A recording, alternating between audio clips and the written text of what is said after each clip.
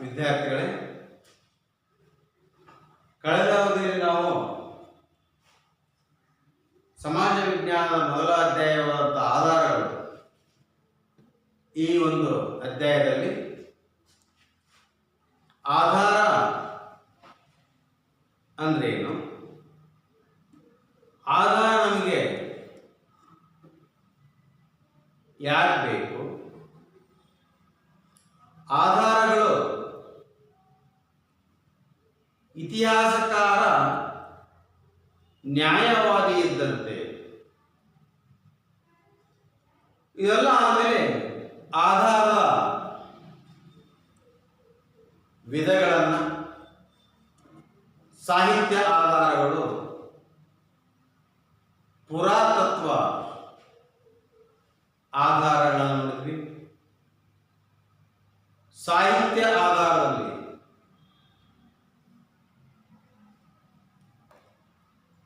ದೇಶೀಯ ಸಾಹಿತ್ಯ, ವಿದೇಶೀಯ ಸಾಹಿತ್ಯ ಕುರಿತು ಕಳೆದ ಒಂದು ಅವಧಿಯಲ್ಲಿ ಅಧ್ಯಯನ ಮಾಡಿದ್ವಿ. ಅದೇ ತರನಾಗಿ ಮೌಖಿಕ ಆಧಾರಗಳು, ಆ ಮೌಖಿಕ ಆಧಾರಗಳಲ್ಲಿ ಜಾನಪದ ಗೀತೆಗಳು, ಲಾವಣಿಗಳು, ಐತಿಹ್ಯಗಳು, ಕಥೆಗಳನ್ನು ಕುರಿತು, ಕಥೆಗಳು ಇತಿಹಾಸ ರಚನೆಕಾರರಿಗೆ ಹೇಗೆ ಆಧಾರವಾಗಿ ದೊರೆಯುತ್ತದೆ ಅಂತಕ್ಕಂಥ ವಿಷಯವನ್ನು ಕಳೆದ ಒಂದು ಅವಧಿಯಲ್ಲಿ ನಾವು ಅಧ್ಯಯನ ಮಾಡಿದ್ವಿ. ಮಕ್ಕಳೇ, ಈಗ ಪುರಾತತ್ವ ಆಧಾರಗಳು.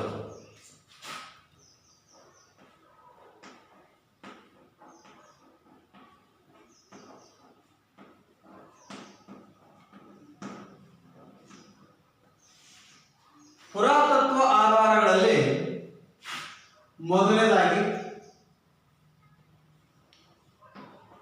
ಶಾಸನಗಳು, ನಾಣ್ಯಗಳು, 3 ಸ್ಮಾರಕಗಳು,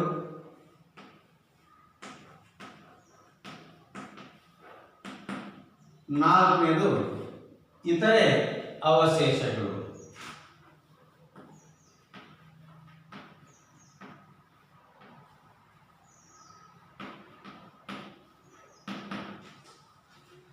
ಪುರಾತತ್ವ ಆಧಾರಗಳಲ್ಲಿ 4 ರೀತಿಯಾಗಿರ್ತಕ್ಕಂಥ ವಿಧಗಳನ್ನು ಕಾಣ್ತೇವೆ. ಒಂದು ಶಾಸನಗಳು, ನಾಣ್ಯಗಳು, ಸ್ಮಾರಕಗಳು ಮತ್ತು ಇತರೆ ಅವಶೇಷಗಳು. ಈ ಪುರಾತತ್ವ ಆಧಾರಗಳು ಭೂಮಿಯ ಮೇಲಷ್ಟೇ ಅಲ್ಲದೆ ಭೂಮಿಯ ಭೂಗರ್ಭದಲ್ಲಿಯೂ ಸಹಿತ ಹುದುಗಿರ್ತಕ್ಕಂಥ ನಾವಿಲ್ಲಿ ನೋಡಬಹುದು. ಭೂಮಿಯ ಒಳಗೆ ಇರತಕ್ಕಂಥ ಅವಶೇಷಗಳನ್ನು ವೈಜ್ಞಾನಿಕ ವಿಧಾನಗಳನ್ನು ಬಳಕೆ ಮಾಡಿ ಅವುಗಳನ್ನು ಹೊರತೆಗೆಯುವುದರ ಮೂಲಕ ಇತಿಹಾಸ ರಚನೆಕಾರರಿಗೆ ಅನುಕೂಲ ಆಗ್ತದೆ. ಇದನ್ನ ಏನಂತ ಕರೀತಾರಪ್ಪ ಅಂದ್ರೆ ಉತ್ಖನನ ಅಂತೇಳಿ ಕರೀತಾರೆ. ಉತ್ಖನನ ಮಕ್ಕಳ, ಇದರಲ್ಲಿ ಉತ್ಖನನ ಅಂತಂದ್ರೆ ಅವಶೇಷಗಳು ಭೂಮಿಯ ಆಳದಲ್ಲಿ ಹುದುಗಿ ಹೋಗಿರ್ತಕ್ಕಂಥವನ್ನ ವಿಶೇಷ ವೈಜ್ಞಾನಿಕ ವಿಧಾನದ ಮೂಲಕ ಅವುಗಳನ್ನು ಹೊರತೆಗೆತಕ್ಕಂಥ ಪ್ರಕ್ರಿಯೆಗೆ ಉತ್ಖನನ ಅಂತೇಳಿ ಕರೀತಾರೆ. ಮಕ್ಕಳಾಗ ನಾವು ನಾಗರಿಕತೆಗಳನ್ನು ನೋಡ್ತೀವಿ. ನಾವು ಸಿಂಧು ನಾಗರಿಕತೆ, ಹರಪ್ಪ ನಾಗರಿಕತೆ, ಮೆಸೊಪೊಟೇಮಿಯ ನಾಗರಿಕತೆ, ಚೀನಿ ನಾಗರಿಕತೆಗಳನ್ನು ನೋಡ್ತೀವಿ. ಆ ನಾಗರಿಕತೆಗಳ ಬಂದ ಸಂದರ್ಭದಲ್ಲಿ ಭೂಮಿಯ ಅಂತರಾಳದಲ್ಲಿ ಸುಟ್ಟ ಇಟ್ಟಿಗೆಗಳು, ಮಡಿಕೆಗಳು, ಮುದ್ರೆಗಳು, ಮಣಿಗಳು, ಎಲುಬುಗಳು, ಲೋಹಗಳು ಇವೆಲ್ಲವೂ ಸಹಿತ ಭೂಮಿಯ ಆಳದಲ್ಲಿ ಹುದುಗಿ ಹೋಗಿರ್ತಕ್ಕಂಥವು. ಇವನ್ನ ವೈಜ್ಞಾನಿಕವಾದಂಥ ವಿಧಾನಗಳ ಮೂಲಕವನ್ನು ಹೊರತೆಗೆಯುತ್ತಾರೆ. ಅಂಥವಕ್ಕೆ ಅಂತ ಕರೀತಾರೆ ಅಂದ್ರೆ ಉತ್ಖನನ ಅಂತೇಳಿ ಕರೀತಾರೆ. ಮಕ್ಕಳ ಪುರಾತತ್ವ ಆಧಾರಗಳಲ್ಲಿ ಮೊದಲನೇದಾಗಿರ್ತಕ್ಕಂಥ ಅಂದ್ರೆ ಶಾಸನಗಳು. ಮಕ್ಕಳೇ ನಾವು ಶಾಸನಗಳು ಅಂತಂದ್ರೆ ಶಾಸನ ಅಂದ್ರೆ ಕೊರೆಯಲ್ಪಟ್ಟದ್ದು ಅಂತ. ಏನು ಕೊರೆಯಲ್ಪಟ್ಟದ್ದು? ರಾಜ ವಿಜಯಶಾಲಿಯಾಗಿರ್ತಕ್ಕಂಥ ಸಂದರ್ಭವನ್ನು ಕಲ್ಲಿನ ಮೇಲೆ ಕೆತ್ತಿರ್ತಕ್ಕಂಥದ್ದು. ಈ ಕಲ್ಲಿನ ಮೇಲೆ, ಬಂಡೆಗಳ ಮೇಲೆ, ಲೋಹಗಳ ಮೇಲೆ, ದಂತಗಳ ಮೇಲೆ, ಸುಟ್ಟ ಮಣ್ಣಿನ ಹಲಗೆ ಮುಂತಾದವುಗಳ ಮೇಲೆ ಬರವಣಿಗೆ ಮೂಲಕ ಕೆತ್ತನೆಯನ್ನು ಮಾಡಿರ್ತಕ್ಕಂಥ ಅಂಶ. ಸೊ ಇಲ್ಲಿ ಆ ರಾಜರು ಆಳ್ವಿಕೆ ಮಾಡಿದಂತಹ ಕಾಲ ಘಟನೆಯಲ್ಲಿ ಸಂಭವಿಸಿದಂತಹ ಘಟನೆಗಳ ನೇರ ಸಂಬಂಧ, ಆ ಕೆತ್ತನೆಗೂ ಮತ್ತು ರಾಜರ ಕಾಲ ಆಳ್ವಿಕೆಯು ಸಹಿತ ಅತ್ಯಂತ ನಿಕಟವಾದಂಥ ಹತ್ತಿರದ ಸಂಬಂಧ ಇದೆ. ಆ ಸಂಬಂಧವನ್ನು ನಮಗೆ ತಿಳಿಸಿಕೊಡ್ತಕ್ಕಂಥದ್ದು ಶಾಸನಗಳು. ಹಾಗಾಗಿ ಶಾಸನ ಆರಂಭಿಕವಾಗಿ ಭಾರತದಲ್ಲಿ ಕಂಡುಬರ್ತಕ್ಕಂಥ ಅನೇಕ ಶಾಸನಗಳಿದೆ. ನಮಗೆಲ್ಲ ಗೊತ್ತಿದ್ದ ಹಾಗೆ ಅಶೋಕ ಮಹಾರಾಜ, ಈ ಅಶೋಕ ಮಹಾರಾಜ ಕಲ್ಲಿನ ಮೇಲೆ, ಲೋಹಗಳ ಮೇಲೆ ಕೆತ್ತಿರ್ತಕ್ಕಂಥ ಭಾಷೆ ಬ್ರಾಹ್ಮಿ ಭಾಷೆ. ಬ್ರಾಹ್ಮಿ, ಈ ಬ್ರಾಹ್ಮಿ ಲಿಪಿಯ ಮೂಲಕ ಕಲ್ಲಿನ ಮೇಲೆ ಅಶೋಕ ಮಹಾರಾಜ ಕೆತ್ತಿರ್ತಕ್ಕಂಥ ನೋಡ್ತೀವಿ. ಆದರೆ ಅಶೋಕನ ಕಾಲದಲ್ಲಿರ್ತಕ್ಕಂಥ ಹೆಚ್ಚು ಶಾಸನಗಳು ಬ್ರಾಹ್ಮಿ ಲಿಪಿಯಲ್ಲಿ ಇವೆ. ಆದರೆ ಅವರ ಭಾಷೆ ಪ್ರಾಕೃತ ಭಾಷೆ. ಲಿಪಿ ಮಾತ್ರ ಬ್ರಾಹ್ಮಿ ಲಿಪಿ, ಭಾಷೆ ಪ್ರಾಕೃತ ಭಾಷೆ. ಹಾಗಾದರೆ ಇನ್ನೂ ಸಾವಿರಾರು ಶಾಸನಗಳು ಕನ್ನಡದಲ್ಲಿ, ತಮಿಳಿನಲ್ಲಿ, ತೆಲುಗಿನಲ್ಲಿ, ಅದೇ ರೀತಿ ಸಂಸ್ಕೃತ ಭಾಷೆಯಲ್ಲಿ ಸಹಿತ ಶಾಸನಗಳು ಕಂಡು ಬರ್ತದೆ. ಹಾಗಾದರೆ ಸಮುದ್ರಗುಪ್ತ ಅಂತ ಹೆಸರು ಮಹಾರಾಜ ಹೆಸರು ಕೇಳಿರ್ಬೋದು. ಆ ಸಮುದ್ರಗುಪ್ತ ಅಲಹಾಬಾದ್ ಹತ್ರ ಒಂದು ಸ್ತಂಭ ಶಾಸನವನ್ನು ಕೆತ್ತಿಸಿದ್ದಾರೆ. ಅದೇ ರೀತಿಯಾಗಿ ಇಮ್ಮಡಿ ಪುಲಕೇಶಿ, ಆ ಇಮ್ಮಡಿ ಪುಲಕೇಶಿ ಸಹಿತ ನಮ್ಮ ರಾಜ್ಯ ಇರತಕ್ಕಂಥ ಐಹೊಳೆ, ಆ ಐಹೊಳೆಯ ಶಾಸನ ಸಹಿತ ಕೆತ್ತನೆಯನ್ನು ಮಾಡಿರ್ತಕ್ಕಂಥದ್ದು. ಈ ಕಾರ್ವೇಲನ ಅಂತಕ್ಕಂಥ ಮಹಾರಾಜ ಹಾತಿ ಗುಂಪ ಅಂತಕ್ಕಂಥ ಶಾಸನ. ಈ ಶಾಸನಗಳು, ಅವರೆಲ್ಲರ ಶಾಸನಗಳು ರಾಜ ಮಹಾರಾಜರು ಯಾವ ರೀತಿಯಾಗಿರ್ತಕ್ಕಂಥ ಸೈನಿಕ ಸಾಧನೆಯನ್ನು ಮಾಡಿದ್ರು ಅಂತಕ್ಕಂಥದನ್ನ ಆ ಶಾಸನಗಳು ವಿವರಿಸ್ತಾ ಹೋಗ್ತದೆ. ಅಶೋಕ ಮಹಾರಾಜ ಆಗಲಿ, ಸಮುದ್ರಗುಪ್ತ ಆಗಲಿ, ಇವರೆಲ್ಲರೂ ಸಹಿತ ಯಾವ ರೀತಿಯಾಗಿರ್ತಕ್ಕಂಥ ಸೈನಿಕ ಸಾಧನೆಗಳನ್ನು ಅವರು ಮಾಡಿರು ಅಂತಕ್ಕಂಥದನ್ನ ಶಾಸನದ ಮೂಲಕ ಬರವಣಿಗೆ ಬರ್ತಾ ಹೋಗ್ತಾ ಇದೆ. ಅವರು ಅವರ ಒಂದು ಸೈನಿಕ ಸಾಧನೆಗಳನ್ನು. ಸೊ ಇದು ಇನ್ನೊಂದು ಉತ್ತರ ಮೇರೂರಿನ ಶಾಸನ. ಈ ಉತ್ತರ ಮೇರೂರಿನ ಶಾಸನ ಚೋಳರ ಒಂದು ಗ್ರಾಮಾಡಳಿತ ಯಾವ ರೀತಿಯಾಗಿ ನಡೀತಾ ಇತ್ತು ಅಂತಕ್ಕಂಥ ವಿಚಾರಗಳನ್ನ ಈ ಶಾಸನ ತಿಳಿಸ್ತಾ ಹೋಗ್ತದೆ. ಅಂದ್ರೆ ಉತ್ತರ ಮೇಲುವಿನ ಶಾಸನ. ಆ ಉತ್ತರ ಮೇಲುವಿನ ಶಾಸನವನ್ನು ತೆಗೆದು ಓದಿದ್ವಿ ಅಂದ್ರೆ ಆ ಕಾಲದಲ್ಲಿ ಯಾವ ರೀತಿಯಾಗಿರ್ತಕ್ಕಂಥ ಗ್ರಾಮ ಆಡಳಿತ ನಡೀತಾ ಇತ್ತು ಅಂತಕ್ಕಂಥದನ್ನ ಆ ಒಂದು ಶಾಸನ ನಮಗೆ ತಿಳಿಸ್ತಾ ಹೋಗ್ತದೆ. ಅಂದ್ರೆ ಅವರ ಆಡಳಿತ ಅಷ್ಟೇ ಅಲ್ಲದೆ ಆ ಒಂದು ಕಾಲದಲ್ಲಿ ಇರ್ತಕ್ಕಂತಹ ಸಾಮಾಜಿಕ, ಆರ್ಥಿಕ, ಸಾಂಸ್ಕೃತಿಕ, ಧಾರ್ಮಿಕ, ಶೈಕ್ಷಣಿಕ, ಆರ್ಥಿಕ ಈ ಎಲ್ಲ ಒಂದು ಸಂಗತಿಗಳನ್ನ ಶಾಸನಗಳು ನಮಗೆ ಇಲ್ಲಿ ತಿಳಿಸ್ತಾ ಹೋಗ್ತವೆ. ಇಲ್ಲಿ ಮತ್ತೆ ಅಂದರೆ ರಾಜರು ವಿಜಯಶಾಲಿಯಾಗಿರ್ತಕ್ಕಂಥ ಸಂದರ್ಭದಲ್ಲಿ, ಆ ವಿಜಯಶಾಲಿಯಾಗಿರ್ತಕ್ಕಂಥ ಸಂದರ್ಭದಲ್ಲಿ ಅದನ್ನ ಏನ್ ಮಾಡ್ತಿದ್ರು, ಕೆತ್ತನೆ ಮೂಲಕ ಕೆತ್ತಿಸಿ ಇರ್ತಕ್ಕಂಥದ್ದು ಶಾಸನ. ಇನ್ನ ಎರಡನೇ ಪುರಾತತ್ವ ಆಧಾರ ನಾಣ್ಯಗಳು. ಮಕ್ಕಳೀಗ ರಾಜ ಮಹಾರಾಜರು ಅವರದೇ ಆದಂತಹ ಕಾಲಗಳಲ್ಲಿ ತಮಗೆ ಅನುಕೂಲಕ್ಕೆ ತಕ್ಕ ಹಾಗೆ ನಾಣ್ಯಗಳನ್ನ ಹೊರತರ್ತಾ ಇದ್ರು ರಾಜ ಮಹಾರಾಜ. ಆದರೆ ಅಲ್ಲಿ ಆ ಒಂದು ಕಾಲದಲ್ಲಿ ಅವರ ಆಡಳಿತ ಕಾಲದ ನಾಣ್ಯಗಳೆಲ್ಲ ಚಿಕ್ಕದಾಗಿತ್ತು. ಆ ಚಿಕ್ಕದಾಗಿದ್ದು ಸಹಿತ ಆ ನಾಣ್ಯಗಳು ಮಹತ್ವವಾಗಿರ್ತಕ್ಕಂಥ ಸಂಗತಿಗಳನ್ನು ತಿಳಿಸ್ತಕ್ಕಂಥ ನಾಣ್ಯಗಳಾಗಿವೆ.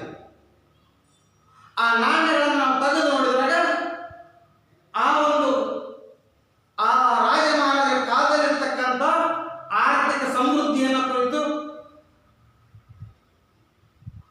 ರೈತರ ಅಭಿವೃದ್ಧಿ ಹೊಂದಿರತಕ್ಕಂಥ ಸಂದರ್ಭವನ್ನು ಕುರಿತು, ಆ ಕಾಲವನ್ನು ಕುರಿತು ಆ ನಾಣ್ಯಗಳು ನಮಗೆ ಹಲವಾರು ಸಂಗತಿಗಳು ಒಳಗೊಂಡಿರ್ತಕ್ಕಂಥ ನಾವು ಇಲ್ಲಿ ನೋಡಬಹುದು.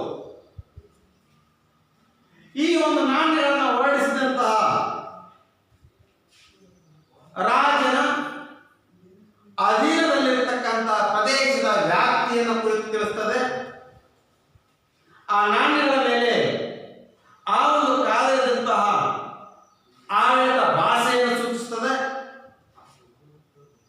ಅದರ ಮೇಲೆ ರಾಜನ ಬಿರುದುಗಳನ್ನು ಸೂಚಿಸುತ್ತದೆ. ರಾಜನ ಆಳ್ವಿಕೆಯ ಸಾಧನೆಗಳನ್ನು ತಿಳಿಸುತ್ತದೆ.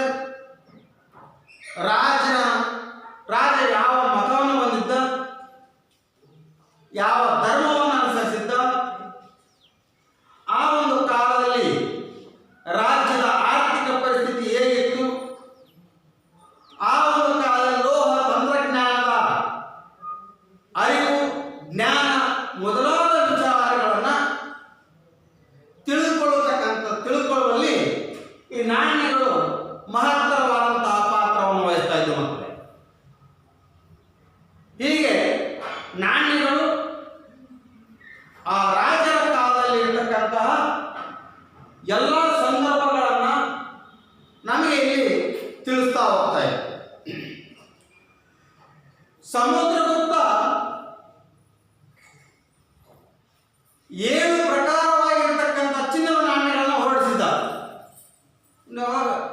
ಇಲ್ಲಿ ಇನ್ನೊಂದು ನೋಡಬಹುದು, 7 ಚಿನ್ನದ ನಾಣ್ಯಗಳನ್ನ ಹೊಂದಿದ್ದಾದ್ಮೇಲೆ ನಮಗೆ ವಿಜಯನಗರ ಸಾಮ್ರಾಜ್ಯ ಅಂತಕ್ಕಂಥ ನೀವೆಲ್ಲ ಕೇಳಿದ್ರಿ ಮಕ್ಕಳೇ, ಹಂಪೆ ಅಲ್ಲಿ ಬಂಗಾರವನ್ನ ಸೇರಿನಿಂದ ಅಳಿತಾ ಇದ್ರಂತೆ. ಬಂಗಾರದ ಒಂದು ಮಾರ್ಕೆಟ್ ಇರ್ತಕ್ಕಂಥ ಸನ್ನಿವೇಶ ಇವತ್ತು ಸಹಿತ ಹೋಗಿ ಕೇಳ್ತಾರೆ, ದೇವಸ್ಥಾನ ಕಡೆ ಇದೆ. ಸೊ ಹಂಗೆ ಇಲ್ಲಿ ಸಮುದ್ರಗುಪ್ತ ಸಹಿತ 7 ರೀತಿಯಾಗಿರ್ತಕ್ಕಂಥ ಚಿನ್ನದ ನಾಣ್ಯಗಳನ್ನ ಹೊರಡಿಸಿದ್ದನು. ಆಮೇಲೆ ಇನ್ನೊಂದು, ಆ ಸಮುದ್ರಗುಪ್ತ ಸಂಗೀತ ಪ್ರಿಯನಾಗಿದ್ದ ಅಂತ ಅಲ್ಲಿಗೆ ಆ ನಾಣ್ಯಗಳ ಮೇಲೆ ಆ ಸಂಗೀತದ ಆಯುಧಗಳನ್ನ, ಆ ಸಂಗೀತದ ವಸ್ತುಗಳಲ್ಲಿ ಚಿತ್ರದಲ್ಲಿ ಚಿತ್ರಿಸಲಾಗಿದೆ.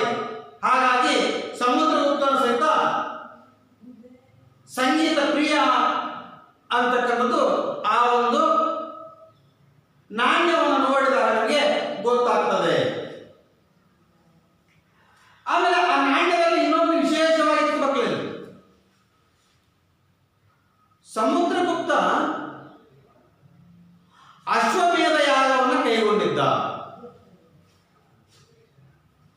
ಆ ಅಶ್ವಮೇಧ ಯಾಗವನ್ನು ಕೈಗೊಂಡಿದ್ದ ಅಥವಾ ನಡೆಸಿದ ಅಂತಕ್ಕಂಥದ್ದು ಆ ಒಂದು ಲೋಹದ ಮೇಲೆ ಕೆತ್ತನೆ ಮಾಡಲಾಗಿರ್ತಕ್ಕಂಥ ಸಂಗತಿಯಿಂದ ನಮಗೆ ತಿಳಿಯುತ್ತದೆ. ಹೀಗೆ ಲೋಹಗಳು ಆ ಕಾಲದಲ್ಲಿರ್ತಕ್ಕಂಥ ರಾಜರ ಆಡಳಿತದ ಬಗ್ಗೆ, ಅಲ್ಲಿರ್ತಕ್ಕಂಥ ನಾಣ್ಯಗಳ ಬಗ್ಗೆ, ಆರ್ಥಿಕ ಸಂಪದ್ಭರಿತ ನಾಡಿನ ಬಗ್ಗೆ ಆ ನಾಣ್ಯಗಳು ನಮಗೆ ತಿಳಿಸ್ತಾ ಹೋಗ್ತದೆ. ಅದೇ ರೀತಿಯಾಗಿ ಗೌತಮಿಪುತ್ರ ಶಾತಕರ್ಣಿ ಅಂತಕ್ಕಂಥ ದೊರೆ ಅಥವಾ ಅರಸ,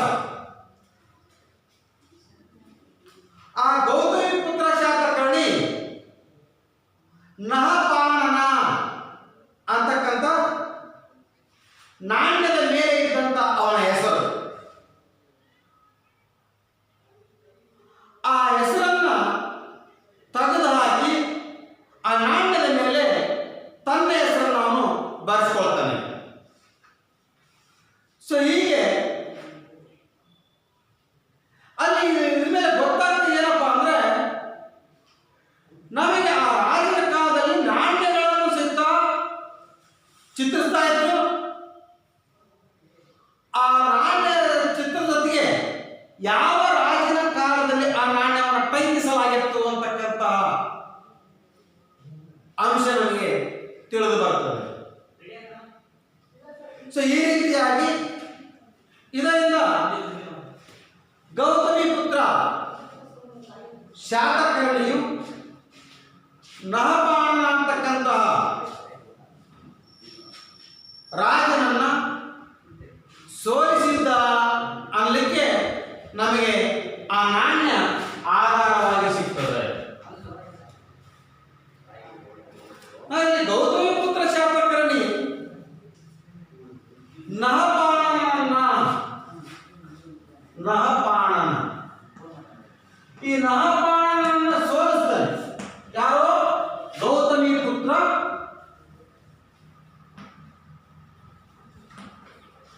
ಗೌತಮಿಪುತ್ರ ಶಾತಕರ್ಣಿ. ಸರಿ, ಗೌತಮಿಪುತ್ರ ಶಾತಕರ್ಣಿ ನಹಪಾಣನನ್ನ ಸೋಲಿಸಿ ಆ ನಾಣ್ಯದ ಮೇಲೆ ಇದ್ದಂತ ಇವನ ಹೆಸರನ್ನ ಅಳಿಸಿ ಹಾಕಿ ಗೌತಮಿಪುತ್ರ ಶಾತಕರ್ಣಿ ಅಂತೇಳಿ ಆ ನಾಣ್ಯದ ಮೇಲೆ ಅವನು ಮಾಡ್ತಾನೆ, ಟಂಕಿಸ್ತಾನೆ. ಸೊ ಇದರಿಂದ ಗೊತ್ತಾಯ್ತು, ಆ ನಾಣ್ಯದಿಂದ ಗೊತ್ತಾಯ್ತು ಗೌತಮಿಪುತ್ರ ಶಾತಕರ್ಣಿಯು ನಹಪಾಣನನ್ನ ಸೋಲಿಸಿದ್ದ ಅಂತಕ್ಕಂಥಕ್ಕೆ ಪುಷ್ಟಿ ದೊರೆತಂತಾಯ್ತು, ಶಕ್ತಿ ದೊರೆತಂತಾಯ್ತು. ಹಾಗಾದ್ರೆ ಬೆಂಗಳೂರಿನಲ್ಲಿ ರೋಮನ್ ಸಾಮ್ರಾಜ್ಯ, ರೋಮನ್ನರ ಒಂದು ನಾಣ್ಯಗಳು ದೊರೆತಿರ್ತಕ್ಕಂಥ ನೋಡ್ತಾ ಇದೆ. ಸರ್, ಬೆಂಗಳೂರಲ್ಲಿ ರೋಮನ್ ಸಾಮ್ರಾಜ್ಯದ ಅಥವಾ ರೋಮನ್ನಿನ ನಾಣ್ಯಗಳು ದೊರೆತಿತ್ತು ಅಂದಮೇಲೆ, ಆಗ ರೋಮನ್ ಸಾಮ್ರಾಜ್ಯದಿಂದ ಬಂದಿರತಕ್ಕಂಥವ್ರು ವ್ಯಾಪಾರಕ್ಕಾಗಿ ಇಲ್ಲಿಗೆ ಬೆಂಗಳೂರಿಗೆ ಬಂದಿದ್ರು ಅಂತಕ್ಕಂಥದ್ದು ನಮಗೆ ನಾಣ್ಯಗಳಿಂದ ತಿಳಿದು ಬರುತ್ತದೆ. ಆಯಾ ಕಾಲದಲ್ಲಿ ವ್ಯಾಪಾರಗಳು ಯಾವ ಯಾವ ದೇಶದಿಂದ ಬಂದಂತ ವ್ಯಾಪಾರಿಗಳಿಂದ ನಡೀತಾ ಇದ್ವು ಅಂತಕ್ಕಂಥದ್ದು ಅದರಿಂದ ನಮಗೆ ಗೊತ್ತಾಗ್ತದೆ. ಸೊ ಈ ರೀತಿಯಾಗಿರ್ತಕ್ಕಂಥ ನಾಣ್ಯಗಳನ್ನು ನಾವು ಗಮನಿಸಿದರೆ ಆ ಒಂದು ಪ್ರದೇಶ 2000 ವರ್ಷದ ಹಿಂದೆ ಈ ರೋಮನ್ನರ ಜೊತೆಗೆ ವ್ಯಾಪಾರವನ್ನ ಹೊಂದಿದ್ರು ಅಂತಕ್ಕಂಥದ್ದು ನಮಗೆ ಗೊತ್ತಾಗ್ತದೆ. ಅಂದ್ರೆ ರೋಮನ್ ನಾಣ್ಯಗಳಲ್ಲಿ ನಮಗೆ ತಿಳಿದು ಬರ್ತದೆ. ಸೊ ಹೀಗೆ ನಾಣ್ಯಗಳು ಆಯಾ ಕಾಲದಲ್ಲಿರ್ತಕ್ಕಂಥ ರಾಜ ಮಹಾರಾಜರ ಆರ್ಥಿಕ, ಸಾಮಾಜಿಕ, ರಾಜಕೀಯ ಮತ್ತು ವ್ಯಾವಹಾರಿಕವಾಗಿರ್ತಕ್ಕಂಥ ಸಂಬಂಧ ಹೇಗೆ ಹೊಂದಿತ್ತು ಅಂತಕ್ಕಂಥದ್ದು ನಮಗೆ ಆ ನಾಣ್ಯಗಳಿಂದ ನಮಗೆ ತಿಳಿದು ಬರ್ತದೆ. ಇನ್ನು ಮೂರನೇದಾಗಿರ್ತಕ್ಕಂಥ ಪುರಾತತ್ವ ನಮಗೆ ಸ್ಮಾರಕಗಳನ್ನು ಯಾಕೆ ಮಾಡ್ತಾ ಇದ್ರು ಅಂತಕ್ಕಂಥ ಅಂತಕ್ಕಂಥದ್ದು ನಿಮ್ಗೆ ಉದಾಹರಣೆ ಹೇಳ್ತೀನಿ. ಮತ್ತೆ ನಿಮ್ಗೆ ಇಲ್ಲಿ ಹತ್ರ ಇರ್ತಕ್ಕಂಥ ನೀವು ನೋಡಿದಂತೆ ಇರ್ತಕ್ಕಂತಹ ಈ ಚಿತ್ರದುರ್ಗದ ಕೋಟೆಗಳು, ಚಿತ್ರದುರ್ಗದ ಕೋಟೆಗಳು ಸಹಿತ ಆ ಕಾಲದಲ್ಲಿ ಮದಕರಿ ನಾಯಕನು ಆಳ್ವಿಕೆಯನ್ನು ನಡೆಸಿರ್ತಕ್ಕಂಥ ಕೋಟೆ. ಸೊ ಹಾಗಾಗಿ ಆ ಮದಕರಿ ನಾಯಕ ಆಳ್ವಿಕೆ ಮಾಡಿರ್ತಕ್ಕಂಥ ಒಂದು ನೆನಪು ಇವತ್ತು ಸಹಿತ ನಮಗೆ ಚಿತ್ರದುರ್ಗದ ಕೋಟೆ ನೆನಪಾಗ್ತದೆ. ಅದೇ ರೀತಿಯಾಗಿ ಅಲ್ಲಿ ವೀರವನಿಗೆ ಓಬವ್ವನ ಒಂದು ಆಳ್ವಿಕೆ ಮಾಡಿದಂತಹ ಇದ್ದಂತಹ ಸಂಗತಿಗಳು ಸಹಿತ ಇದರಿಂದ ಗೊತ್ತಾಗ್ತದೆ. ಸೊ ಹೀಗೆ ಅದರ ಜೊತೆಗೆ ಸ್ತಂಭಗಳನ್ನು ನೆನಪಾ ಇದ್ರು, ವಿಜಯಿ ಸ್ತಂಭ ಅಂತ ಕರೀತಾರೆ. ರಾಜ ಮಹಾರಾಜರು ತಾನು ಗೆದ್ದಂತ ಸಂದರ್ಭಕ್ಕೆ ಅದರ ಒಂದು ನೆನಪಿಗಾಗಿ ಸ್ತಂಭಗಳನ್ನ ನಿರ್ಮಿಸ್ತಾ ಇದ್ದಾರೆ. ಸ್ತಂಭಗಳನ್ನ, ಕೋಟೆಗಳನ್ನ ಸ್ಮಾರಕಗಳಾಗಿ ನಿರ್ಮಿಸಿರ್ತಕ್ಕಂಥ ಸನ್ನಿವೇಶ ನೋಡ್ತೇವೆ. ಸೊ ಹಾಗೆ ಆಯಾ ಕಾಲದಲ್ಲಿ ಉದಾಹರಣೆಗೆಲ್ಲ ಇನ್ನೂ ಸಹಿತ ಗೊತ್ತಾ ಇದೆ, ಮೈಸೂರಲ್ಲಿ ವಿಶ್ವ ಪ್ರಸಿದ್ಧವಾಗಿರ್ತಕ್ಕಂತಹ ಅರಮನೆ, ಅದು ಸಹಿತ ಸ್ಮಾರಕದಲ್ಲಿ ಬರ್ತಕ್ಕಂಥದ್ದು. ಈ ಸ್ಮಾರಕಗಳು ನಮಗೆ ಆಯಾ ಕಾಲದಲ್ಲಿ ಯಾವ ರೀತಿಯಾಗಿರ್ತಕ್ಕಂಥ ಸಂಪದ್ಭರಿತವಾಗಿರ್ತಕ್ಕಂಥ ನಾಡು ಆಗಿದ್ದದು ಅಂತಕ್ಕಂಥದನ್ನ ಮತ್ತು ಆ ಕಾಲದಲ್ಲಿದ್ದಂತಹ ವಿಜ್ಞಾನ ಮತ್ತು ತಂತ್ರಜ್ಞಾನಗಳು ಯಾವ ರೀತಿಯಾಗಿ ಮುಂದುವರೆದಿತ್ತು ಅಂತಕ್ಕಂಥ ಅಂಶ ನಮಗೆ ಇಲ್ಲಿ ಗೊತ್ತಾಗ್ತದೆ. ಸೊ ಹಾಗೆ ಇವತ್ತು ಸಹಿತ ನೀವು ಬಿಜಾಪುರಕ್ಕೆ ಅಥವಾ ವಿಜಯಪುರ, ಈ ವಿಜಯಪುರದಲ್ಲಿ ಒಂದು ಗುಮ್ಮಟ ಇದೆ, ಗೋಲ್ ಗುಮ್ಮಟ ಅಂತ ಕರೀತೀವಿ ನಾವು. ಆ ಗುಮ್ಮಟದಲ್ಲಿ ಇವತ್ತು ನೋಡಿದಾಗ ಎಂತಹ ಒಂದು ತಂತ್ರಜ್ಞಾನ ಅಲ್ಲಿ ಅಳವಡಿಸಲಾಗಿತ್ತು ಅನ್ನಲಿಕ್ಕೆ ಒಂದು ಉದಾಹರಣೆಯಲ್ಲಿ ನಾವೇನಾದ್ರೂ ಅಲ್ಲಿ ಒಮ್ಮೆ ನಾವು ಕೂಗಿದ್ವಿ ಅಂತಂದ್ರೆ ಅದು 7 ಸತಿ ಪ್ರತಿಧ್ವನಿಯನ್ನು ಉಂಟಾಗ್ತದೆ. ಇವತ್ತು ಸಹಿತ ಮಕ್ಕಳು ಅದನ್ನು ನೋಡಿದಾಗ ಅದು ಆಯಾ ಕಾಲದಲ್ಲಿ ಎಷ್ಟು ರೀತಿಯಾಗಿರ್ತಕ್ಕಂಥ ವಿಜ್ಞಾನದಲ್ಲಿ ಮುಂದುವರೆದಿತ್ತು, ತಂತ್ರಜ್ಞಾನದಲ್ಲಿ ಎಷ್ಟು ಮುಂದುವರೆದಿತ್ತು ಅಂತಕ್ಕಂಥ ಅಂಶ ನಮಗೆ ತಿಳಿದು ಬರ್ತದೆ. ಸೊ ಅದೇ ರೀತಿಯಾಗಿ ಇದಕ್ಕೆ ನಮ್ಮಲ್ಲಿ ಈ ಬಿಜಾಪುರದ ಗೋಲ್ಗುಂಟಲ್ಲಿ ಪಿಸುಮಾರ್ತಿನ ಗ್ಯಾಲರಿ ಅಂತ ಕರೀತಾರೆ. ಎಷ್ಟೇ ಒಂದು ಸೂಜಿನ ಸಹಿತ ಬಿದ್ದರೆ ಅದರ ಸೌಂಡು ಅಥವಾ ಶಬ್ದ 7 ರೀತಿಯಾಗಿ ಕೇಳ್ತಕ್ಕಂಥದ್ದು. ಎಂಥ ಒಂದು ಪಿಸುಮಾರ್ತಿನಲ್ಲಿ ಸಹಿತ ಮಾತಾಡಿದ ಸಹಿತ ಅದು ಗೊತ್ತಾಗ್ತಾ ಇತ್ತು. ಸೊ ಈ ರೀತಿಯಾಗಿ ಆ ಕಾಲಘಟ್ಟದಲ್ಲಿ ವಿಜ್ಞಾನ ಮತ್ತು ತಂತ್ರಜ್ಞಾನ ಯಾವ ರೀತಿಯಾದಂಥ ಪ್ರಭುತ್ವಕ್ಕೆ ಸಾಕ್ಷಿ ಆಯಿತು ಅಂತಲಿಕ್ಕೆ ನಮಗೆ ಆಗಿರತಕ್ಕಂಥ ಆ ಹಿಂದೆ ಕಾಲಿರ್ತಕ್ಕಂಥ ಅರಮನೆಗಳ ಕಟ್ಟಡ ನೋಡ್ಬೋದು, ಗುಮ್ಮಟಗಳನ್ನು ನೋಡ್ಬೋದು, ಕೋಟೆಗಳನ್ನು ನೋಡ್ಬೋದು ಮತ್ತು ಇಂತಹ ಒಂದು ಸ್ತಂಭಗಳನ್ನು ನೋಡ್ಬೋದು. ಇವುಗಳ ಒಂದು ಆಧಾರವಾಗಿಕೊಂಡು ನಾವಿಲ್ಲಿ ಇನ್ನೊಂದು ನೋಡ್ತೀವಿ, ಭಾರತದ 7 ಜಗತ್ತಿನ 7 ಅದ್ಭುತಗಳಲ್ಲಿ ಒಂದಾಗಿರ್ತಕ್ಕಂಥ ತಾಜ್ ಮಹಲ್.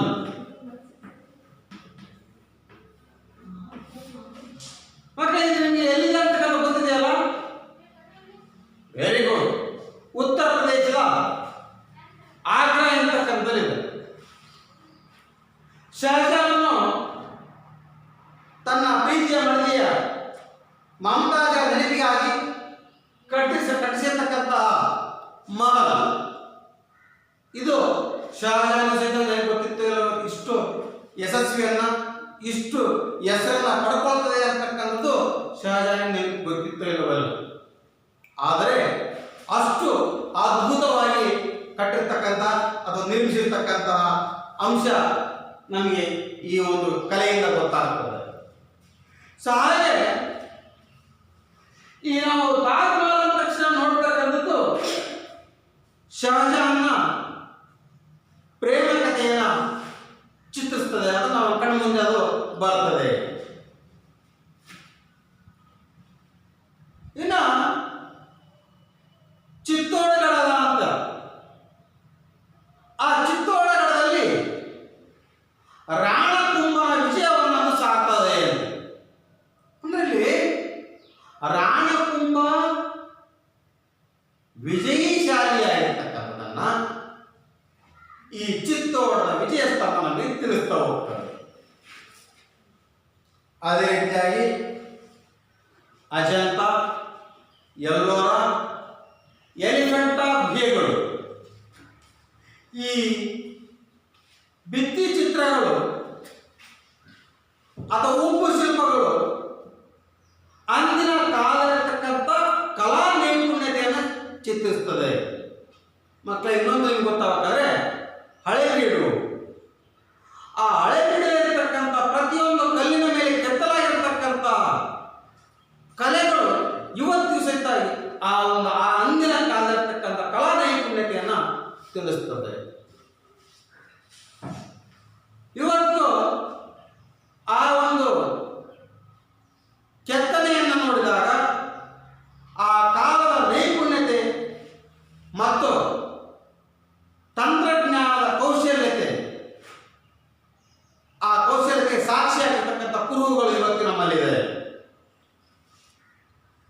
ಅನೇಕ ರೀತಿಯಾಗಿ ಅದೇ ರೀತಿ ನಮ್ಮ ಕರ್ನಾಟಕದ ಬಾದಾಮಿ, ಐಹೊಳೆ, ಪಟ್ಟದಕಲ್ಲು ದೇವಾಲಯ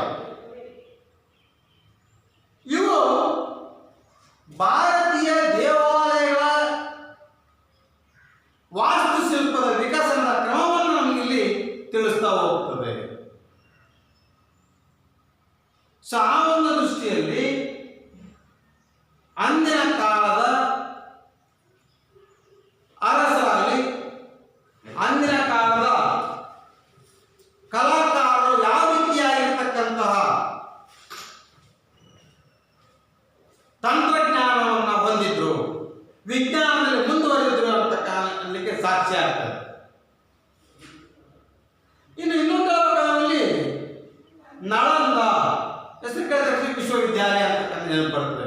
ನಳಂದ ವಿಶ್ವವಿದ್ಯಾಲಯ, ಆ ನಳಂದಲ್ಲಿರ್ತಕ್ಕಂಥ ಹಲವಾರು ಸ್ಮಾರಕಗಳು ಮತ್ತು ಬೀದರ್ನಲ್ಲಿ ನಿರ್ಮಾಣವಾಗಿರ್ತಕ್ಕಂಥ ಗವಾನ್ ಅಂತ ಕಟ್ಟಿಸಿರ್ತಕ್ಕಂಥ ಮದರಸಗಳು ಇವತ್ತು ಸಹಿತ ಅಂದಿನ ಕಾಲದ ಕಲಾ ನೈಪುಣ್ಯತೆಯನ್ನು ಇವತ್ತು ಬಿಂಬಿಸುತ್ತದೆ. ಹೀಗೆ ಸ್ಮಾರಕಗಳು ಇವತ್ತು ಆ ಕಾಲದಲ್ಲಿರ್ತಕ್ಕಂಥ ರಾಜರ ಕಲಾ ನೈಪುಣ್ಯತೆಗಳನ್ನ, ಆ ರಾಜರ ಕಾಲದಲ್ಲಿರ್ತಕ್ಕಂಥ ವಿಜ್ಞಾನ ಮತ್ತು ತಂತ್ರಜ್ಞಾನದಲ್ಲಿ ಎಷ್ಟು ಮುಂದುವರೆದಿತ್ತು ಅಂತಕ್ಕಂಥ ಅಂಶವನ್ನ ಸ್ಮಾರಕಗಳು ನಮಗೆ ತಿಳಿಸ್ತಾ ಹೋಗ್ತದೆ. ಆಮೇಲೆ ಶ್ರೀರಂಗಪಟ್ಟಣದಲ್ಲಿರ್ತಕ್ಕಂಥ ಕೋಟೆ, ಆ ಶ್ರೀರಂಗಪಟ್ಟಣದಲ್ಲಿ ಕಟ್ಟಿಸಲಾಗಿರ್ತಕ್ಕಂಥ ಕೋಟೆ ಎಷ್ಟು ರಕ್ಷಣಾತ್ಮಕವಾಗಿರ್ತಕ್ಕಂಥ ತಂತ್ರಜ್ಞಾನ ಕೌಶಲ್ಯವನ್ನು ಬಳಕೆ ಮಾಡಿಕೊಂಡು ಆ ಕೋಟೆಯನ್ನು ನಿರ್ಮಾಣ ಮಾಡಿದ್ದಾರೆ ಅಂತಕ್ಕಂಥದ್ದು ನಮಗೆ ತಿಳಿದು ಬರ್ತದೆ. ಹೀಗೆ ಅಂದಿನ ಕಾಲದಲ್ಲಿರ್ತಕ್ಕಂಥ ಸ್ಮಾರಕಗಳು ಆ ಒಂದು ಕಾಲಘಟ್ಟದಲ್ಲಿದ್ದಂಥ ಧಾರ್ಮಿಕತೆ, ಆ ಕಾಲಘಟ್ಟದಲ್ಲಿರ್ತಕ್ಕಂತಹ ತಾಂತ್ರಿಕತೆ, ವೈಜ್ಞಾನಿಕತೆ, ಸೃಜನಶೀಲತೆ ಮೊದಲಾದವುಗಳನ್ನು, ಆ ಮೊದಲಾದವುಗಳ ಆಯಾಮದ ಮೇಲೆ ಬೆಳಕನ್ನು ಇದು ಚೆಲ್ಲುತ್ತದೆ. ಹೀಗೆ ನಾವಿಲ್ಲಿ ಇತಿಹಾಸ ಪುರಾತತ್ವ ಆಧಾರದಲ್ಲಿ ಮೂರನೇ ಸ್ಮಾರಕಗಳು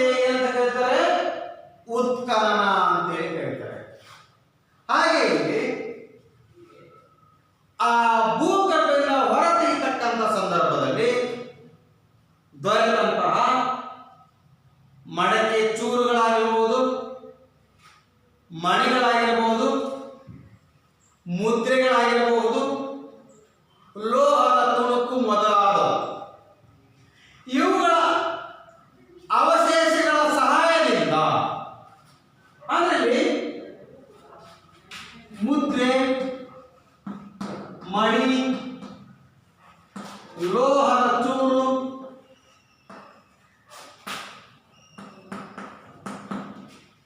ಮಡಿಕೆ, ಸೊ ಇವುಗಳ ಒಂದು ಸಹಾಯದಿಂದ ಅಂದಿನ ಕಾಲದಲ್ಲಿ ಯಾವ ರೀತಿಯಾಗಿರ್ತಕ್ಕಂಥ ಲೋಹಗಳ ವಸ್ತುಗಳನ್ನ, ಸಾಮಾಜಿಕ ಸಂಬಂಧ ಯಾವ ರೀತಿ ಇತ್ತು, ಆರ್ಥಿಕ ಅಭಿವೃದ್ಧಿ ಹೇಗೆ ಹೊಂದಿತ್ತು ಅಂತಕ್ಕಂಥ ಅಂಶ ಇಲ್ಲಿ ನಮಗೆ ಇತರೆ ಅವಶೇಷಗಳಿಂದ ಗೊತ್ತಾಗ್ತದೆ. ಆಮೇಲೆ ಆ ಧಾರ್ಮಿಕ ಜೀವನ ಸಹಿತ ಅಲ್ಲಿ ಯಾವ ರೀತಿಯಾಗಿ ನಡೀತಾ ಇತ್ತು ಅಂತಕ್ಕಂಥದ್ದು ಸಹಿತ ಗೊತ್ತಾಗ್ತದೆ. ಇಷ್ಟೇ ಅಲ್ಲದೆ ಆ ಒಂದು ರಾಜ ಮಹಾರಾಜರ ಕಾಲದಲ್ಲಿ ವ್ಯವಹಾರ ಜ್ಞಾನ ಯಾವ ರೀತಿಯಾಗಿತ್ತು, ವಿದೇಶಿ ವ್ಯಾಪಾರಿಗಳು ಯಾವ ರೀತಿಯಾಗಿ ಒಂದು ವ್ಯಾಪಾರವನ್ನು ಮಾಡ್ತಾ ಇದ್ರು, ಅವರ ವ್ಯವಹಾರ ಪದ್ಧತಿ ಹೇಗೆ ನಡೀತಾ ಇತ್ತು, ಆಹಾರ ಪದ್ಧತಿ ಹೇಗೆ ನಡೀತಾ ಇತ್ತು ಅಂತಕ್ಕಂಥದ್ದು ನಮಗೆ ಅರ್ಥ ಮಾಡಿಕೊಳ್ಳಲಿಕ್ಕೆ ಇತರೆ ಅವಶೇಷಗಳಲ್ಲಿ ನಮಗೆ ಸಹಾಯ ಆಗ್ತದೆ.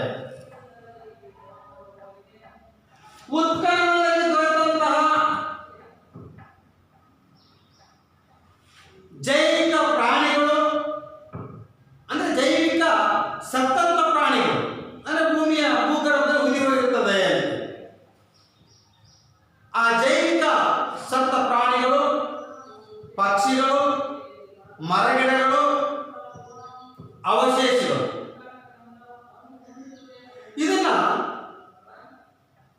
ಇಂಗಾಲ 14ರ ವಿಧಾನಕ್ಕೆ ಒಳಪಡಿಸುವ ಮೂಲಕ ದೊರೆತಂತಹ ಸತ್ತ ಜೀವಿ ಪ್ರಾಣಿಯಾಗಲಿ ಅಥವಾ ಮರಗಿಡಗಳಾಗಲಿ ಅವುಗಳ ಕಾಲವನ್ನು ನಿಷ್ಕರ್ಷೆ ಮಾಡುವ ಮೂಲಕ, ನಿಷ್ಕರ್ಷೆ ಮಾಡುವಾಗ ಯಾವ ಕಾಲದಿದ್ದು ಅನ್ನತಕ್ಕಂಥ ನಮಗೆ ಗೊತ್ತಾಗ್ತದೆ. ಮತ್ತೆ ಇನ್ನೊಂದು ನಾವು ನೋಡ್ಬೇಕಾದ್ರೆ ಗದಗ ಜಿಲ್ಲೆಯಲ್ಲಿರ್ತಕ್ಕಂಥ ಅಣ್ಣಿಗೇರಿ ಅಂತಿದೆ. ಈ ಗದಗ ಜಿಲ್ಲೆ ಅಣ್ಣಿಗೇರಿಯಲ್ಲಿ ಭೂಮಿಯ ಅಗೆಯುವಾಗ ನೂರಾರು ತಲೆಬುರುಡೆಗಳು ಸಿಕ್ಕಿರ್ತಕ್ಕಂಥ ನೋಡ್ತಾ ಇದೆ. ತಲೆಬುರುಡೆಗಳು, ಆ ನೂರಾರು ಸಿಕ್ಕಂತ ತಲೆಬುರುಡೆಗಳನ್ನು ನೋಡಿದಾಗ ಅದು ಯಾವ ಕಾಲದಲ್ಲಿ ಊದಿಗಿತ್ತು, ಇದಕ್ಕೆ ಕಾರಣಗಳೇನು ಅಂತ ಕೆಲವೊಂದು ವಿಜ್ಞಾನವನ್ನು ನೋಡ್ತಾ ಇದ್ದಾರೆ. ಹೇಳ್ತಿರ್ತಾರೆ ಏನಪ್ಪ ಅಂದ್ರೆ, ಅಂದಿನ ಕಾಲದಲ್ಲಿ ಮಹಾಮಾರಿ ಬಂದಿತ್ತು, ಅಂತ ಸತ್ತಂತ ಎಲ್ಲ ಜನಗಳನ್ನ ಒಂದು ದೊಡ್ಡದಾಗಿರ್ತಕ್ಕಂಥ ಗುಂಡಿಯನ್ನು ತೆಗೆದಕ್ಕೆ ಹೂಳ್ತಾ ಇದ್ರು. ಆ ಒಂದು ತಲೆಬುರುಡೆಗಳು ಇವತ್ತು ನಮಗೆ ದೊರಕಿದವು ಅಂತಕ್ಕಂಥ ಕೆಲವು ಹೇಳ್ತಾರೆ. ಇನ್ನು ಕೆಲವರು ಹೇಳ್ತಾರೆ ಏನಪ್ಪ ಅಂದ್ರೆ, ಅಲ್ಲಿ ಯುದ್ಧವನ್ನು ಮಾಡುವಾಗ ಸತ್ತಂತ ಸೈನಿಕರನ್ನೆಲ್ಲ ಸಹಿತ ಕೂತಿರ್ತಕ್ಕಂಥದ್ದು ಆ ಒಂದು ತಲೆಬುರುಡೆಗಳು ಸಿಕ್ಕಿರುವ ಅಂತಕ್ಕಂಥ ಕೆಲವು ಸಹಿತ ಹೇಳ್ತಾರೆ. ಹೀಗೆ ಆ ಕಾಲದಲ್ಲಿ ಈ ಉತ್ಖನನದಿಂದ ದೊರೆತಿರ್ತಕ್ಕಂತಹ ಮುದ್ರೆ, ಮಣಿಗಳು, ಲೋಹದ ಚೂರುಗಳು, ಮಡಿಕೆಗಳು ಮತ್ತು ಸತ್ತಂತಹ ಜೀವಿ ಪ್ರಾಣಿಗಳು, ಪಕ್ಷಿಗಳು, ಇವೆಲ್ಲವೂ ಸಹಿತ ಇವೆಲ್ಲವನ್ನ ಇಂಗಾಲ 14ರ ವಿಧಾನ, ಈ ಇಂಗಾಲದ 14ರ ವಿಧಾನಕ್ಕೆ ಒಳಪಡಿಸುವ ಮೂಲಕ ಅವುಗಳ ಒಂದು ಕಾಲಗಳನ್ನ, ಇವು ಯಾವ ಕಾಲದಲ್ಲಿದ್ವು ಅಂತಕ್ಕಂಥದನ್ನ ನಿಷ್ಕರ್ಷೆ ಮಾಡಲಿಕ್ಕೆ ಒಳಪಡಿಸ್ತದೆ. ಹಾಗೆ ನಿಮಗೆ ಗೊತ್ತಿದ್ದ ಹಾಗೆ ಈ ಒಂದು ಉತ್ಖನನ ಕಾರ್ಯದಿಂದಾಗಿ ಕಲಬುರಗಿ, ಗುಲ್ಬರ್ಗ ಅಥವಾ ಕಲಬುರಗಿ ಜಿಲ್ಲೆಯಾಗಿರ್ತಕ್ಕಂಥ ಸನ್ನತಿ ಮತ್ತು ದೊಡ್ಡಬಳ್ಳಾಪುರ ಜಿಲ್ಲೆಯ ಸಮೀಪ ಇರತಕ್ಕಂಥ ರಾಜಘಟ್ಟದಲ್ಲಿ ಬೌದ್ಧ ಸ್ತೂಪಗಳು ದೊರೆತಿದ್ದವು. ಆದರೆ ಅಲ್ಲಿ ಸಿಕ್ಕಂತ ಈ ಬೌದ್ಧ ಸ್ತೂಪಗಳು ಅವು ಯಾವ ಕಾಲದ್ದು ಅಂತಕ್ಕಂಥ ಸಹಿತ ಈ ಒಂದು ವಿಧಾನದ ಮೂಲಕ ಇದಕ್ಕೆ ಒಳಪಡಿಸುವ ಮೂಲಕ ಅದರ ಒಂದು ಕಾಲಘಟ್ಟವನ್ನು ನಾವಿಲ್ಲಿ ಪತ್ತೆ ಹಚ್ಚಲಿಕ್ಕೆ ಸಹಾಯ ಆಗ್ತಾ ಇದೆ. ಅದೇ ರೀತಿ ತಮಿಳುನಾಡಿನ ಅರಕೆಮೇಡು ಮತ್ತು ಪಟ್ಟಣಂ ಎಂಬಲ್ಲಿ ನಡೆಸಿದಂತ ಈ ಉತ್ಖನನದಿಂದ ಅಂದಿನ ಕಾಲದಲ್ಲಿ ರೋಮನ್ ಮತ್ತು ದಕ್ಷಿಣ ಭಾರತದ ನಡುವೆ ಯಾವ ರೀತಿಯಾದಂತಹ ವ್ಯಾಪಾರ ಸಂಬಂಧ ನಡೀತಾ ಇತ್ತು ಅನ್ನೋದಕ್ಕೆ ಕಾರಣ ಅಂದು ನಮಗೆ ಈ ರೋಮನ್ನರು ಬಿಟ್ಟು ಬಂದಿರತಕ್ಕಂಥ ನಾಣ್ಯಗಳು. ಈ ರೋಮನ್ನರು ತಮಿಳುನಾಡು ಮತ್ತು ದಕ್ಷಿಣ ಭಾರತದೊಂದಿಗೆ ಯಾವ ರೀತಿಯಾಗಿರ್ತಕ್ಕಂತಹ ವ್ಯಾಪಾರ ಸಂಬಂಧವನ್ನು ಹೊಂದಿದ್ರು ಅನ್ನಲಿಕ್ಕೆ ನಮಗೆ ಈ ಒಂದು ವಿಫಲವಾಗಿರತಕ್ಕಂತಹ ಸಾಕ್ಷಿಗಳು ಇವತ್ತು ನಮಗೆ ದೊರೀತಾ ಇದೆ. ಹೀಗೆ ನಾವು ಉತ್ಖನನದ ಅವಶೇಷಗಳು ಕಾಲಾನಂತರದಲ್ಲಿ ಅದೃಶ್ಯಗೊಂಡ ಸಂಗತಿಗಳನ್ನು ಸಹಿತ ನಮಗೆ ತಿಳಿಸಿಕೊಡುತ್ತದೆ. ಅಂದ್ರೆ ಆ ಕಾಲದಲ್ಲಿ ಏನು ಆಗಿತ್ತು, ಯಾವ ರೀತಿಯಾಗಿರ್ತಕ್ಕಂಥ ಸಾಮಾಜಿಕ ಜೀವನ ನಡೀತಾ ಇತ್ತು, ಯಾವ ರೀತಿಯಾಗಿರ್ತಕ್ಕಂಥ ಆರ್ಥಿಕ ಸಂಪತ್ತು ದೊರೀತಾ ಇತ್ತು ಅಂತಕ್ಕಂಥದ್ದು ನಮಗೆ ಗೊತ್ತದೇ ಇರ್ತಕ್ಕಂಥ ಸಂಗತಿ ಈ ಒಂದು ಉತ್ಖನನ ಕಾರ್ಯದಿಂದ ನಮಗೆ ಅಂದಿನ ಕಾಲದ ರಾಜ ಮಹಾರಾಜರ ಸ್ಥಿತಿಗತಿಯನ್ನು ನಮಗೆ ಇಲ್ಲಿ ತಿಳಿಸಿಕೊಡ್ತದೆ ಮಕ್ಕಳೇ. ಹೀಗೆ ಪುರಾತತ್ವ ಆಧಾರಗಳಲ್ಲಿ ಶಾಸನಗಳು, ನಾಣ್ಯಗಳು, ಸ್ಮಾರಕಗಳು ಮತ್ತು ಇತರೆ ಅವಶೇಷ ಈ ನಾಲ್ಕು ಆಧಾರಗಳು ಇವತ್ತು ಒಬ್ಬ ರಾಜರ ಕಾಲಘಟ್ಟವನ್ನು ನಾವು ತಿಳ್ಕೊಳ್ಳಿಕ್ಕೆ, ಆ ರಾಜರ ಕಾಲದಲ್ಲಿರ್ತಕ್ಕಂಥ ಸಾಮಾಜಿಕ, ಆರ್ಥಿಕ, ರಾಜಕೀಯ, ಶೈಕ್ಷಣಿಕ, ಧಾರ್ಮಿಕ ವಿಚಾರಗಳು ಯಾವ ರೀತಿಯಾಗಿ ನಡೀತಾ ಇದ್ದಲ್ಲಿ ಅನ್ನಲಿಕ್ಕೆ ಈ ನಾಲ್ಕು ಸಂಗತಿಗಳು ನಮಗೆ ಸಾಧ್ಯ ಆಗ್ತದೆ, ತಿಳ್ಕೊಳ್ಳಿಕ್ಕೆ ಸಾಧ್ಯ, ಇತಿಹಾಸಕಾರನಿಗೆ ಸಹಾಯ ಆಗ್ತದೆ. ಇದು ಇವೆಲ್ಲವೂ ಸಹಿತ ಈ ಮೂರು ಯಾವುದು ಶಾಸನಗಳು, ನಾಣ್ಯಗಳು ಮತ್ತು ಸ್ಮಾರಕಗಳು ಇವು ನಮಗೆ ಭೂಮಿಯ ಮೇಲೆ ದೊರೆತಿರ್ತವೆ. ಆದರೆ ಇತರೆ ಅವಶೇಷಗಳು ಉತ್ಖನನ ವಿಧಾನದ ಮೂಲಕ, ಈ ಉತ್ಖನನ ವಿಧಾನದ ಮೂಲಕ ಅದು ಯಾವ ರಾಜರ ಕಾಲದ್ದು, ಯಾವ ಕಾಲದ್ದು, ಅದು ಅಲ್ಲಿ ಯಾವ ರೀತಿಯಾಗಿರ್ತಕ್ಕಂಥ ಸಂಪದ್ಭರಿತವಾದ ನಾಡು ಆಗಿತ್ತು, ಅವರ ಸಾಮಾಜಿಕ ಸ್ಥಿತಿಗತಿ ಹೇಗಿತ್ತು ಅಂತಕ್ಕಂಥದ್ದನ್ನು ನಮಗಿಲ್ಲಿ ಇತರೆ ಅವಶೇಷಗಳ ಮೂಲಕ ನಾವು ತಿಳ್ಕೊಳ್ಳಿಕ್ಕೆ ಸಹಾಯ ಆಗ್ತದೆ.